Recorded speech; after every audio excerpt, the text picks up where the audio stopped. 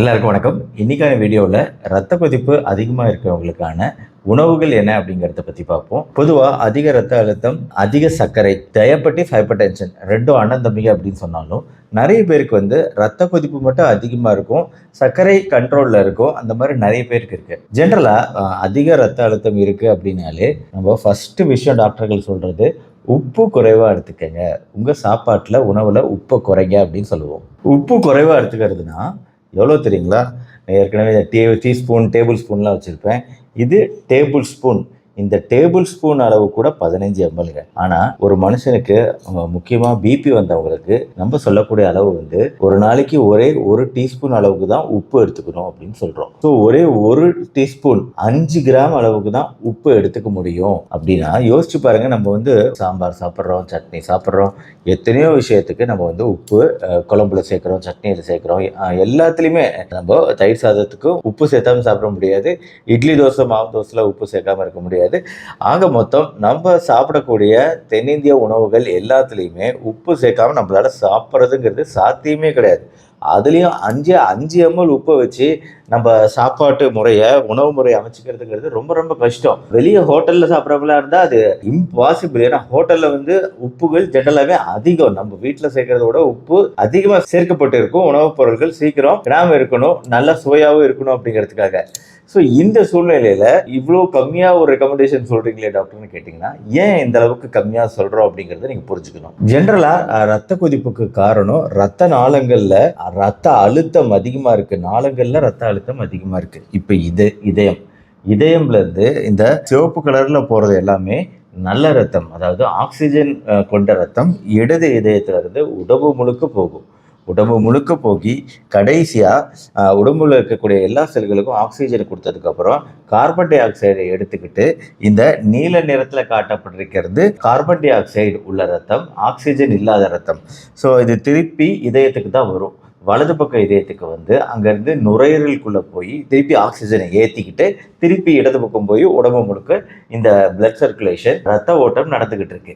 இதில் உப்போட ரோல் என்ன? உப்பு என்ன பண்ணுது அப்படின்னா நம்ம உடம்புல ரத்த அழுத்தத்தை அதிகரிக்கிறதுக்கு தேவையான நீரை அதிகரிக்குது. இப்போ உதாரணம் சொல்லணும்னா, இப்போ இந்த மாதிரி ஒரு வாட்டர் டேங்க் இருக்கு, தண்ணீர் தொட்டி இருக்கு. இந்த மாதிரி தண்ணீர் தொட்டி இருக்கலாம், சிமெண்டட் தண்ணீர் தொட்டி இருக்கலாம், நம்ம வீட்டில் இருக்கு. மேலேருந்து அந்த தண்ணீர் தொட்டி மூலமாக கீழே சின்ன சின்ன குழாய்கள் வழியாக தண்ணீர் கீழே இறக்கப்பட்டு கடைசியாக நம்ம சாப்பிட்ற இடத்துக்கு, குளிக்கிற இடத்துக்கு, கிச்சனுக்குலாம் இந்த தண்ணீர் போய்கிட்டு இருக்கு. இதை நம்ம கண்ட்ரோல் பண்ணி கண்ட்ரோல்டாக வர மாதிரி பார்த்துக்கிட்டு இருக்கோம். அதே சமயம் இந்த தொட்டியோட கொள்ளளவு எவ்வளவோ அவ்வளோ அளவுக்கு தான் நம்மளால தண்ணீரை இதில் நிரப்பி வைக்க முடியும். தண்ணீர் டேப்பை ஓப்பன் பண்ணும்போது அந்த அழுத்தம் தான் நம்மளுக்கு டேப்லேருந்து தண்ணீர் வெளியே வரதுக்கு உதவி செய்யுது. அதே சமயம் இந்த தொட்டி ஃபுல்லாக தண்ணீர் ஏற்றிட்டோம், தேவைக்கு மேலேயும் தண்ணீர் ஏற்றிட்டோம் அப்படின்னா கீழே இருக்கிற டேப்லாம் க்ளோஸ்டாக இருந்துச்சுன்னா என்ன ஆகும்? இந்த தொட்டியில் இருக்கிற தண்ணீர் வெளியே தான் வந்தாகணும் இல்லையா? தொட்டியை விட்டு வெளியே வந்தாகணும். இல்லைன்னா கீழே டேப்பை திறந்து விடணும். டேப்பை நல்லா திறந்து விட்டிங்கன்னா தண்ணீர், அந்த எக்ஸ்ட்ரா தண்ணீர் கீழே போயிடும். ஸோ இது அதிகமாக இந்த தொட்டிக்குள்ளே வால்யூம் ஆஃப் வாட்டர், தண்ணீர் அதிகமாகும் போது இதே உடம்புக்குள்ள கற்பனை பண்ணி பாருங்க, நம்ம உடம்புக்குள்ள ஒரு தோராயமா 5.5 லிட்டர் ரத்தம் அப்படிங்கிறது சுத்திக்கிட்டே இருக்குது. இந்த 5.5 லிட்டர் ரத்தத்துல ஒரு 100 ml 200 ml எக்ஸ்ட்ராவா இந்த ரத்தத்தோட வால்யூம் அளவு அதிகரிக்குதுன்னா என்ன ஆகுது? அப்போ எங்க போகும் நம்ம ரத்தத்துல? யோசிச்சு பாருங்க. இங்க தொட்டி சிஸ்டம் இருக்கு. ஒண்ணு தொட்டியை விட்டு வெளியே வரலாம், இல்ல டேப் வெளியே கீழே போகலாம். நம்ம உடம்புல அப்படி என்ன சிஸ்டம்ஸ் இருக்கு அப்படின்னு பாத்தீங்கன்னா, நம்மளுக்கு தொட்டி இதயம், அந்த இதயம் நிரம்பி வெளியே வழியறதுக்கு வாய்ப்பே இல்லை. திருப்பி நம்ம உடம்புக்குள்ளாரையே தான் அந்த அழுத்தம் இருந்துகிட்டே இருக்கும். யூரின் வழியா நம்ம நீர் வெளியே போகுது, டேப் மாதிரி யூரின் வழியா நீர் வெளியே போகுது அப்படின்னாலும் உடம்புக்கு பொறுத்த வரைக்கும் ஓரளவு தான் அது ரெகுலேட் பண்ணும். அது கிட்னி சம்பந்தப்பட்ட விஷயம். கிட்னி கரெக்டான அளவுல ஃபங்க்ஷன் ஆச்சுன்னா அதிகமான ரத்தம் நம்ம பாடிக்குள்ள வந்துட்டாலும் அது சிறுநீர் மூலமா வெளியேறக்கூடிய சான்சஸ் கிடைச்சிடுது. அதே சமயம் இந்த இரத்த கொதிப்பு நோய் இருக்கிறவங்களுக்கு தான் ஒரு பிரச்சனை ஏற்படுது. அதாவது அவங்களால போதுமான அளவு நீரை வெளியேற்ற முடியாது, உடம்பை விட்டு யூரின் மூலமா வெளியேறாது.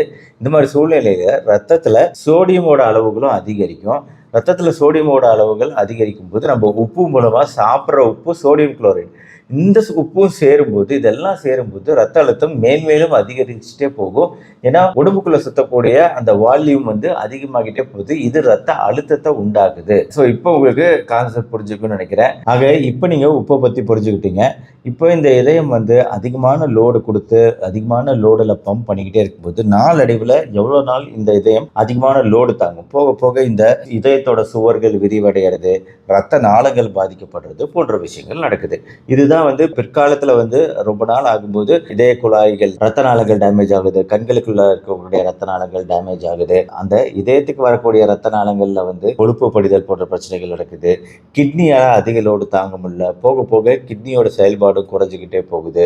ஸோ இது எல்லா பிரச்சனைகளும் ஏற்படக்கூடிய வாய்ப்பு இருக்கு. ஏன்னா ரத்த நாளங்கள்ங்கிறது உங்க உடம்போட ஒவ்வொரு பகுதிக்கும் ரத்த ஓட்டத்தை கொடுக்கக்கூடிய ஒரு குழாய்கள். இந்த குழாய்களுக்கு அழுத்தம் என்னைக்குமே கொடுக்கக்கூடாது, அதிகரிக்கக்கூடாதுங்கிறது தான் பேசிக் கான்செப்ட். ஆக இன்னைக்கு நீங்க புரிஞ்சுக்கிட்டீங்க, இந்த 5 கிராம் உப்பு அப்படிங்கிறது நம்ம உடம்புல எவ்வளோ பெரிய ப்ரெஷர் மாறுபாடாக உண்டாக்குது.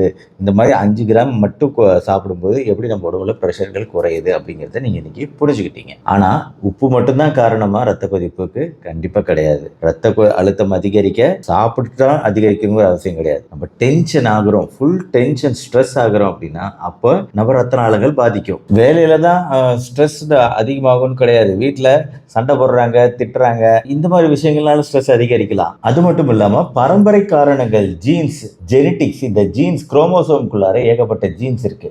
இந்த ஜீன்ஸுக்குள்ளார உங்க அப்பா அம்மா கொடுத்த ஜீன்ஸுக்குள்ளார ரத்த கொதிப்பு உண்டாக்கக்கூடிய ரத்த அழுத்தத்தை அதிகரிக்கக்கூடிய ஜீன்ஸ் இருக்கலாம். அப்ப அவங்களால ஒன்றும் பண்ண முடியாது. அது மட்டும் இல்லாம நம்ம உடல் எடை அதிகரிச்சுக்கிட்டே போகுது அப்படின்னா நம்ம உடல் எடை அதிகரிக்க பிபியோட அளவுகளும் அதிகரிச்சுக்கிட்டே போகும். உடல் எடை குறைக்கும் போது பிபி அளவுகளும் குறையும். ஏன்னா இதயத்தோட வேலைப்பளு அதிகம். இப்போ உடம்பு சின்னதா இருக்கு அப்படின்னா அந்த ரத்த ஓட்டம் கம்மி.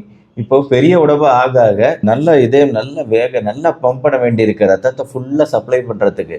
இப்போ வேலைப்பளு அதிகரிக்குதுங்களா இதயத்துக்கு, ஆட்டோமேட்டிக்காக ரத்த அழுத்தமும் அதிகரிக்குது. அதனால உப்பு மட்டும் இல்லை, இந்த மாதிரி எடை குறைத்தல், உடற்பயிற்சிகள் மூலமாக எடை குறைக்கிறது, கூடவே வந்து ஸ்ட்ரெஸ் அளவுகளை குறைக்கிறது, தியான பயிற்சி, யோகா பயிற்சி போன்ற விஷயங்கள் ரொம்ப ரொம்ப தேவையான விஷயம். ஒருத்தருக்கு பிபி ஆல்ரெடி வந்துருச்சுன்னா அது ரொம்ப தேவையான விஷயம். நம்ம மெடிடேஷனுக்கு ஒரு தனி டைம் கொடுக்கறதே கிடையாது. ஒரு நாளைக்கு 10 நிமிஷம், காலையில் 10 நிமிஷம், இரவு 10 நிமிஷம்னு டெடிக்கேட்டட் டைம் கொடுக்குறோமான்னு ஒரு நிமிஷம் யோசிச்சு பாருங்க. 24 மணி நேரம் இருக்கு, அதுல வெறும் 10-20 நிமிஷம் நம்மளால தர முடியுதான்னு யோசிச்சு பாருங்க. தர முடிஞ்சிச்சுன்னா அதோட பெனிஃபிட் நிறைய இருக்கு, ஆனா யாரும் அதுக்கு இம்பார்ட்டன்ஸ் தரதே கிடையாது. அடுத்து இப்போ உணவுகளுக்குள்ள வரும். என்னென்ன உணவுகள் சாப்பிடணும் அப்படின்னு போறதுக்கு முன்னாடி என்னென்ன உணவுகள் சாப்பிடக்கூடாதுங்கிறது முக்கியமா அதை உப்பு பத்தி நம்ம பேசுறீங்க.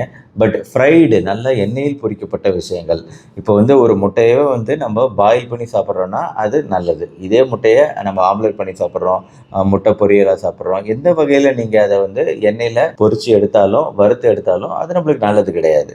எண்ணெயோட அளவுகள் வந்து பிபி இருக்கிறவங்களுக்கு எப்பவுமே குறைவாக இருக்கணும். எந்த எண்ணெய் சாப்பிட்றோம் அப்படிங்கிறது முக்கியம் கிடையாது. அது வந்து ஆலிவ் ஆயிலாக வேணாலும் இருக்கலாம், இல்லை கல்லெண்ணெய் வேணா இருக்கலாம், நெய்யாக இருக்கலாம், எதா வேணா இருக்கலாங்க.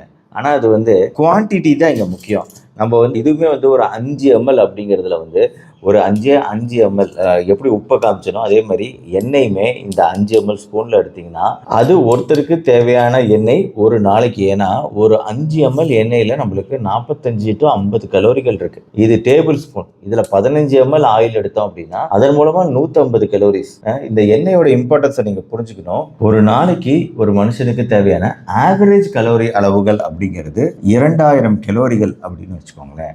2000 கலோரிகள் தான் ஒரு நாளைக்கு ஆவரேஜாக தேவைப்படும். பட் இது வந்து கூடலாம் குறையலாம். ஒருத்தரோட வயசு, அவங்களோட ஆக்டிவிட்டி, என்ன வேலை செய்கிறாங்க அப்படிங்கிறத பொறுத்து அதிகமாகவும் இருக்கலாம், குறைவாகவும் இருக்கலாம். நான் வந்து ஒரு ஆவரேஜ் கணக்கு எடுத்துக்கிறேன். இப்போது இந்த 2000 கலோரியில் வந்து ஒரு நாளைக்கு காலையில் வந்து ஒரு 500 கலோரி எடுத்துக்கிறோம் அப்படின்னு வைங்க. மதியானம் ஒரு 600 கலோரிகள் எடுத்துக்கிறோம். நைட் ஒரு 500 கலோரிகள் எடுத்துக்கிறோம். ஸோ நம்மளுக்கு 1600 கலோரிகள் காலை, மதியம், இரவு சாப்பிடும்போது. இது இல்லாமல் மதியானம், அதாவது வேற ஏதாவது டீ, காஃபி போன்ற விஷயங்கள் குடிக்கிறது, ஸ்நாக்ஸ் சாப்பிட்றது போன்ற விஷயங்கள் 200 கலோரி அப்படின்னு எடுத்துக்கிட்டிங்கன்னா 2000 கலோரிகள் மொத்தம் வந்துடுது. இப்போ நீங்கள் காலையில் சாப்பிட்ற உணவோட கலோரி அளவுகள் 500 இருக்கணும் அப்படிங்கும்போது நாம் வந்து இந்த ஸ்பூனில், அதாவது ஒரு டேபிள் ஸ்பூன் அளவுக்கு நம்ம வந்து ஒரு இட்லி சாப்பிட்றோம், நல்லா டேஸ்ட்டாக சாப்பிடணும் அப்படிங்கிறதுக்காக இட்லி பொடியை போட்டுக்கிறோம். பொடியும் நல்ல விஷயம் தான். ஏன்னா பொடி வந்து நல்ல பருப்புகள் போட்டு செய்ய போகிறோம், அரைச்சி வச்சுருப்போம். ஆனால் அந்த பொடியில் எண்ணெயை சேர்த்தி ஆகணும். நம்ம ஒரு 5 ml ஸ்பூனில் ஒரு 2 ஸ்பூன் இல்லை 3 ஸ்பூன் எண்ணெய் போட்டுக்கலாம். அதனால டேஸ்ட்டாக இருக்கும் அப்படின்னு சொல்லி எண்ணெய் போட்டுக்கிட்டோம்னா 3 ஸ்பூன் எண்ணெய், நான் சொன்ன 1 ஸ்பூன் எண்ணெய்க்கு 50 கலோரி அப்ராக்சிமேட்டாக. 3 ஸ்பூனுக்கு வந்து 150 கலோரிகள் வெறும் எண்ணெய் மூலமா மட்டுமே உங்களுக்கு வந்து உடம்புக்குள்ள சேருதுங்கிறத புரிஞ்சுக்கோங்க, வெறும் 3 ஸ்பூன் சேர்த்ததுனால. இதே வந்து கூடவே வந்து இட்லி பொடி, கூடவே வந்து வேற ஏதாவது நம்ம தோசைக்கும் எண்ணெய் ஊற்றி தான் சாப்பிட போகிறோம். தோசைக்கு 1 ஸ்பூன் எண்ணெய், ஸோ நம்ம வந்து ஒரு 3 தோசை சாப்பிட்றோம், அப்போ 3 ஸ்பூன் எண்ணெய் அதில் ஊற்றுறோம். அப்போ அந்த தோசைக்கு 150 300 கலோரி, அதாவது 500ல் 300 கலோரி வெறும் எண்ணெய் மூலமாவே உங்க உடம்புக்குள்ள சேர்ந்துகிட்டு இருக்கு. இது இல்லாம தான் அந்த மாவுச்சத்து, தோசையில இருக்கக்கூடிய மாவுச்சத்து, உளுந்து புரதச்சத்து, அப்புறம் சாம்பார்ல இருக்கக்கூடிய பருப்புகள் மூலமா கிடைக்கக்கூடிய புரதச்சத்து, இந்த கலோரிகள்லாம் இன்னும் நம்ம சேர்த்தவே இல்லை. ஸோ அப்போ யோசிச்சு பாருங்க, நம்ம வந்து எண்ணெயை வந்து எந்த எண்ணெய் சாப்பிட்றோம் அப்படிங்கிறத விட எவ்வளவு குவான்டிட்டி சாப்பிட்றோம் அப்படிங்கிறது தான் இங்கே முக்கியம் அப்படிங்கிறது உங்களுக்கு புரியுது. இப்போ இட்லி பொடியே சாப்பிட்றதா இருந்தாலுமே வந்து கொஞ்சமாக குறைவாக எண்ணெயை ஊற்றிக்கலாம், இல்லைன்னா முடிஞ்ச அளவு எண்ணெய் இல்லாமையே சாம்பாரோடவே அதை மிக்ஸ் பண்ணி தொட்டு சாப்பிட்லாம். இந்த மாதிரி சின்ன சின்ன மாடிஃபிகேஷன்ஸ் தான். எண்ணெய் அளவுகளை குறைச்சாகணும். நல்ல ஆரோக்கியமான உணவுகள் சாப்பிட்டா மட்டும் பத்தாது, அந்த ஆரோக்கியமான உணவுகளை எந்த வகையில சமைச்சு சாப்பிட்றோம் அப்படிங்கிறது இங்க ரொம்ப முக்கியமான கான்செப்டுங்கிறதுக்காக தான் இவ்வளவு தூரம் ரொம்ப டீப்பா இதை பத்தி பேசிக்கிட்டு இருக்கேன். நம்மளே அறியாம நம்ம உடம்புக்குள்ள நிறைய விஷயங்களை சேர்த்துக்கிறோம், நம்ம நிறைய கலோரிகளை சேர்த்துக்கிறோம். இந்த கலோரிகள் தான் பிற்காலத்துல சர்க்கரையா இருந்தாலும் சரி, இந்த மாதிரி ரத்த அழுத்த பிரச்சனை அதிகரிக்கிறதா இருந்தாலும் சரி பிரச்சனையா மாறிடுது. அப்படிங்கிறதுனால இதை பத்தி சொல்லிட்டு இருக்கேன். இப்போ பொரித்த உணவுகள் எடுத்துக்கிட்டீங்கன்னா ஃப்ரைடு ஃபுட்ஸ், இதெல்லாம் வந்து நம்ம சொல்லவே தேவையில்லை. அது எண்ணெயிலேயே போட்டு வறுத்து எடுக்கும்போது அந்த எண்ணெய் அப்படியே இருக்கு, அப்படியே எண்ணெயோட அளவுகள் குறைஞ்சிக்கிட்டே வருது. சிக்கன் 65 பொரிக்கிறீங்க, இல்லை பஜ்ஜி போண்டா பொரிக்கிறீங்க, பொரிக்க அந்த எண்ணெயோட அளவுகள் குறைஞ்சிக்கிட்டே வருது. அப்புறம் அந்த எண்ணெயை திருப்பி ஊற்றி ரீஃபில் பண்ணி அடுத்த அடசல் திருப்பி போண்டாவோ பஜ்ஜியோ செய்கிறீங்க. அப்போ அந்த எண்ணெயெல்லாம் எங்கே போச்சு? பஜ்ஜி போண்டாக்குள்ளே போச்சு. அந்த பஜ்ஜி போண்டா எங்கே போச்சு? உங்கள் வாய்க்குள்ளே போச்சு. ஆக பொரித்த உணவுகள் வந்து சாதாரணமாக நம்ம உடம்புக்குள்ளார விடுகிடுன்னு போய் எண்ணெய்கள் அதிகரிச்சுக்கிட்டே இருக்குங்கிறது தான் இங்கே கான்செப்ட். பொரித்த உணவுகள் அவாய்ட் பண்ணணும். இது இல்லாமல் பால் சார்ந்த இந்த சீஸ் போன்ற பொருட்கள், வெண்ணெய், இதுலையுமே கூட நம்மளுக்கு கொழுப்பு சத்துக்கள் அதிகமாக இருக்குது. அதிகமாக சாப்பிட்றத அவாய்ட் பண்ணணும். இது எல்லாத்துக்கும் மேலே ஆல்கஹால், மது பழக்கமும் புகைப்பழக்கமும் கட்டாயம் நம்ம ரத்த கொழுப்பு அளவுகளை அதிகரிக்கும். அடுத்து என்னென்ன உணவுகள் சாப்பிடலாம்? இப்போ வந்து பால் சார்ந்த பொருள், சீஸ், அதெல்லாம் வந்து கொழுப்பு அதிகமாக இருக்கிறதுனால தான் அவாய்ட் பண்ணணும் அப்படின்னு சொன்னேன். மற்றபடி வெறும் பால் இல்லை தயிர் போன்ற விஷயங்கள் பெரிய அளவில் பாதிப்பை உண்டு பண்ணாது. அதில் இருக்கக்கூடிய சத்துக்கள் நம்மளுக்கு தேவை. தயிரில் இருக்கக்கூடிய ப்ரோபயாட்டிக் நம்ம ஜீரண மண்டலத்துக்கு தேவை. ரத்த அழுத்தம் அதிகமாக இருந்தாலும் ரொட்டீனாக நம்ம பவல் ஹேபிட்ஸ், மலச்சிக்கல் இல்லாமல் இருந்தால் தான் நம்மளுக்கு ரத்த அழுத்த அளவுகளும் கண்ட்ரோலில் இருக்கும். அப்படிங்கிறதுனால தயிரில் ரெகுலராக சேர்த்துக்கிறது முக்கியம். அடுத்து காய்கறிகள் பொறுத்த வரைக்கும் பச்சை நிறத்தில் இருக்கக்கூடிய எல்லா காய்கறிகளுமே சாப்பிடலாம். கீரைகள் எல்லாம் நிறைய எடுத்துக்கணும். பீட்ரூட் எடுத்துக்கணும், முட்டைக்கோஸ் எடுத்துக்கணும். ஏன்னா இந்த காய்கறிகள் முக்கியமாக ரெக்கமெண்ட் பண்ணுறதுக்கு இன்னொரு முக்கியமான ரீசன், நம்ம பார்த்தோம் இல்லையா முன்னாடி, உப்பு சோடியம் பிரச்சனைகள். இந்த காய்கறிகளில் வந்து சோடியத்தை விட பொட்டாசியம் அதிகமாக இருக்கும். இந்த பொட்டாசியம் அப்படிங்கிறது சோடியத்துக்கு எதிராக செயல்படக்கூடியது, அதாவது சோடியத்துக்கு ஆப்போசிட் ஆக்ஷன். சோடியம் வந்து வால்யூம் அதிகப்படுத்துறதுன்னா பொட்டாசியம் வால்யூமை கம்மி பண்ணும். சோடியம் வந்து நம்ம ரத்த அழுத்தத்தை அதிகப்படுத்துறதுன்னா பொட்டாசியம் நம்ம ரத்த அழுத்தத்தை குறைக்கும். அந்த பொட்டாசியம் சத்துக்கள் அதிகமாக இந்த காய்கறிகளில் இருக்கு. முட்டைக்கோசு, பீட்ரூட்டு, வெங்காயம், தக்காளி, அவரைக்காய், முருங்கைக்காய், கத்திரிக்காய், முள்ளங்கி, கோவக்காய், வெண்டைக்காய், பீர்க்கங்காய், நூல்கோல், பாகற்காய், சவுச்சவு, மஞ்சள் முள்ளங்கி, கொத்தவரங்காய், வெள்ளரிக்காய், மக்காச்சோளம், இவன் கருணக்கிழங்கு, சக்கரவள்ளி கிழங்கு, புளிச்சக்கீரை, பச்சை அவரை, முளக்கீரை, காராமணி, தட்டைப்பயிறு, காளான், புதினா, பட்டாணி, பச்சை பட்டாணி, வாழைப்பூ, வாழைத்தண்டு, புடலங்காய், மசலக்கீரை, லிஸ்ட்டு ரொம்ப பெருசுங்க, ரொம்ப பெருசு. நம்ம இந்த காய்கறிகள் பொறுத்த வரைக்கும் ஜென்ரலாகவே இதில் நல்ல சத்துக்கள் இருக்குது, நம்ம ரத்த அழுத்தத்தை குறைக்கக்கூடிய சத்துக்கள் இருக்குது. பழங்கள் பொறுத்த வரைக்கும் ஆப்பிள், வாழைப்பழம், திராட்சை, தர்பூசணி, கூட கொய்யாப்பழம், அன்னாசி, வைட்டமின் சி நிறைந்த மற்ற பழங்கள் இருக்கு இல்லையா, எலுமிச்சை, ஆரஞ்சு, இதெல்லாம் வைட்டமின் சி நிறைந்தது. ஸோ இந்த மாதிரி பழங்கள் குறிப்பாக வந்து பிபி குறையறதுக்கு தான் ஹெல்ப் பண்ணும். ஆனால் இது எல்லாமே பழங்கள் பொறுத்த வரைக்கும் ஃப்ரக்டோஸ் அதிகமுள்ள பழங்கள். சர்க்கரை நோய் இருக்குது அப்படின்னா அவங்க வந்து அதை கொஞ்சம் ஒரு துண்டு அப்படிங்கிற அளவில் எடுத்துக்கணும், ரொம்ப கம்மியாக எடுத்துக்கணும். கொய்யாப்பழம் அப்படின்லாம் இருக்குன்னா அது வந்து ஹாஃப் கொய்யாப்பழம், இல்லை கொய்யாப்பழம் செங்காயா சாப்பிட்றது, பழத்தை விட கொய்யாக்காவா சாப்பிட்றது போன்ற விஷயங்கள் பெரிய அளவில் சர்க்கரை அளவுகளையும் ஏற்றாது, பிபிக்கும் நல்லது. அப்புறம் நான் வெஜிடேரியன் சாப்பிட்றவங்களா இருந்தால் அவங்கள வந்து அதாவது எப்படி நம்ம இந்த நான்வெஜ் எடுத்துக்கிறோங்கிறது தான் இங்க முக்கியம். முட்டையை நான் ஏற்கனவே சொல்லிட்டேன், பாயில்டு எக்கா இருந்தால் தான் அவித்த முட்டை பெஸ்ட், வேற எதுவுமே ஒஸ்ட். அது இல்லாமல் சிக்கன், ஃபிஷ் இது சாப்பிடலாம்.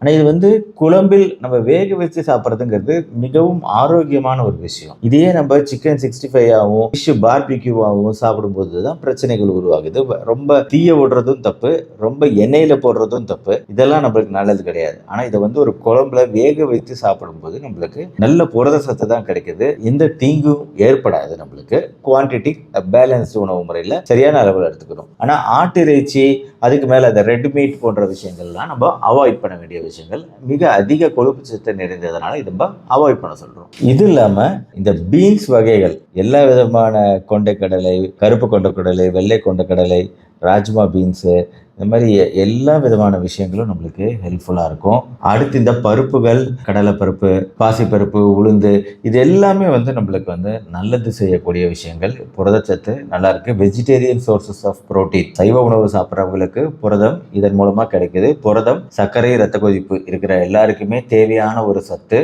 அரிசி, பழுப்பு அரிசி, குதிரைவாலி அரிசி, கருப்பு கவுனி அரிசி, பல விதமான ஆரோக்கியமான அரிசி வகைகள் இருக்கு அப்படிங்கிறது இன்னைக்கு நம்ம பார்க்குறோம். கண்டிப்பாக இதெல்லாமே ரொட்டீன் எடுத்துக்கிறது, ஒரு அரிசி எடுத்துக்கிறதுனால தப்பு கிடையாதுங்க. நம்ம குவான்டிட்டி ஆஃப் ஃபுட்டு தான் முக்கியம். ஒரு கப் அளவில் எடுத்துக்கிறோம், அது வந்து எந்த விதமான ஹோல் கிரெயினாக இருந்தாலும் பரவாயில்ல. ஆனால் அது வந்து குவான்டிட்டி அளவுகள் ரொம்ப முக்கியம், எவ்வளோ எடுத்துக்கிறோங்கிறது. கண்டிப்பாக சிறுதானியங்கள்லாம் இந்த நேரத்தில் ரொம்பவே ஹெல்ப் பண்ணும். பல சிறுதானியங்கள் இருக்கு இல்லையா, இப்போ திணை, சாமை, இந்த மாதிரி விஷயங்களும் வந்து நம்ம பிபி உள்ளவங்க சாப்பிடக்கூடிய நல்ல ஒரு சீரியல் வகைகள். மாவுச்சத்து இருக்கு, ஆனால் இது கரெக்டான மாவுச்சத்து, ஈஸியாக ஜீரணமாகக்கூடியது. ரத்த கொதிப்பு இருக்கவங்களாம் சாப்பிடக்கூடிய விஷயங்கள் சிறுதானியங்களும், இந்த எல்லா விதமான அரிசிகளும். இது இல்லாமல் ஈவன் குளூட்டன் அலர்ஜி இல்லாதவங்க சப்பாத்தியுமே எடுத்துக்கலாம். இதெல்லாத்தையும் மாற்றி மாற்றி எடுத்துக்கிறது தான் முக்கியம். எப்பவும் ஒரே மாதிரி இருக்கணுங்கிற அவசியம் கிடையாது. இதெல்லாம் மாற்றி மாற்றி நம்ம உணவுல சேர்த்துக்கலாம். ஓட்ஸ் சேர்த்துக்கணும்னு நினைக்கிறீங்களா?